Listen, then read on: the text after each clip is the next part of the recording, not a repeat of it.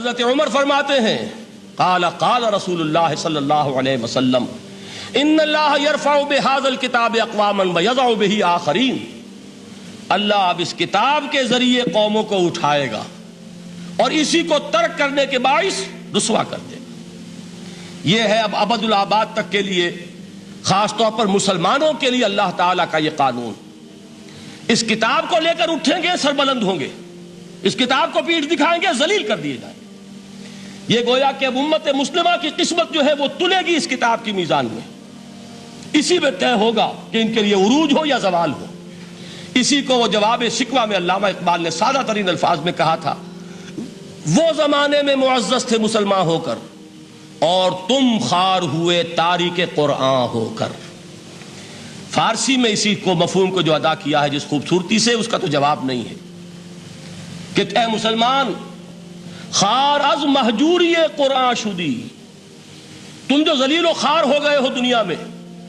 ایک سوال شاعر نے کبھی کیا تھا نا، بڑا پیارا سوال تھا، ہے آج کیوں ذلیل کہ کل تک نہ تھی پسند گستاخی فرشتہ ہماری جناب میں۔ بڑا پیارا سوال ہے، جواب علامہ اقبال دے رہے ہیں، خار از مہجوری قرآن شدی، قرآن سے لا تعلق ہونے کی بنیاد پر تم ذلیل و رسوا ہوئے ہو۔ شکوہ سنجے گردش دوراں شدی، گردش دوراں اور گردش فلک اور فلک ناہنجار اور فلک کج رفتار، اس کو خامخواہ گالیاں دے رہے ہو، اس کا خامخواہ شکوہ کر رہے ہو، شکایت کر رہے ہو۔ یہ تو ہے باد صبائی ہما آوردہ تست، یہ تمہارے اپنے کرتوتوں کا کی سزا ہے جو تمہیں مل رہی ہے۔ تم نے قرآن کو پیٹھ دکھائی، تم ذلیل و رسوا کر دیے۔ خار از مہجوری قرآن شدی، شکوہ سنجے گردش دوراں شدی، اے چو شبنم بر زمیں افتندئی، در بغل داری کتاب زندئی۔ اے وہ قوم جو شبنم کی طرح زمین پر پڑی ہے، اغیار اسے پاؤں تلے روند رہے ہیں، جیسے آپ صبح کو سیر کرنے نکلتے ہیں، سبزے پر پڑی ہوئی شبنم اسے آپ روندتے ہیں اپنے قدموں تلے۔ اے امت محمد، آج تو دنیا کی قوموں کے سامنے اسی طرح پابال ہے، سرنگوں ہے، لیکن ہوش میں آ کہ تیری بغل میں وہ کتاب زندہ موجود ہے، وہ کتاب زندہ جس نے کہ دنیا میں یہی جزیرہ نماء عرب، وحشی لوگوں کا مسکن، نہ یہاں علم، نہ یہاں تمدن، نہ یہاں تہذیب، نہ یہاں تنظیم، کوئی ڈسپلن نہیں، کوئی حکومت نہیں، کوئی تہذیب نہیں، کچھ نہیں، تاریکیاں ہی تاریکیاں۔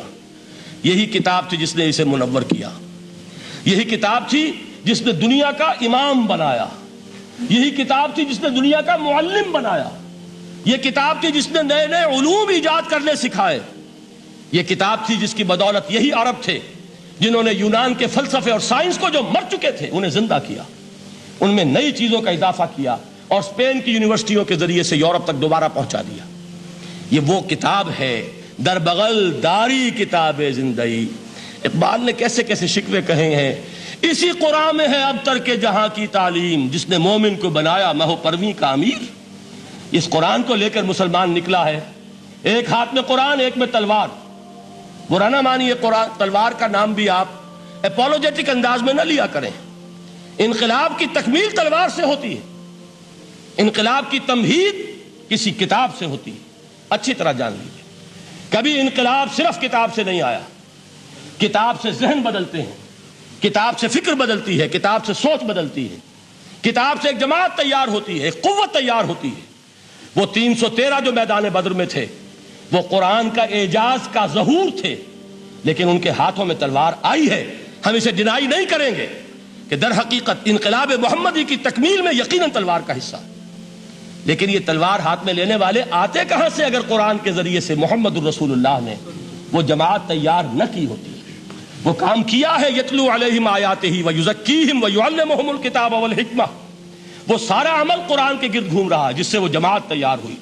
اور پھر اقبال نے اس کو بھی 2 جملوں کے اندر ادا کر دیا، ایک شعر کے 2 مصرے، با نشہ درویشی در ساز و دمادم زن، چوں پختہ شوی خدرا بر سلطنت جم زن۔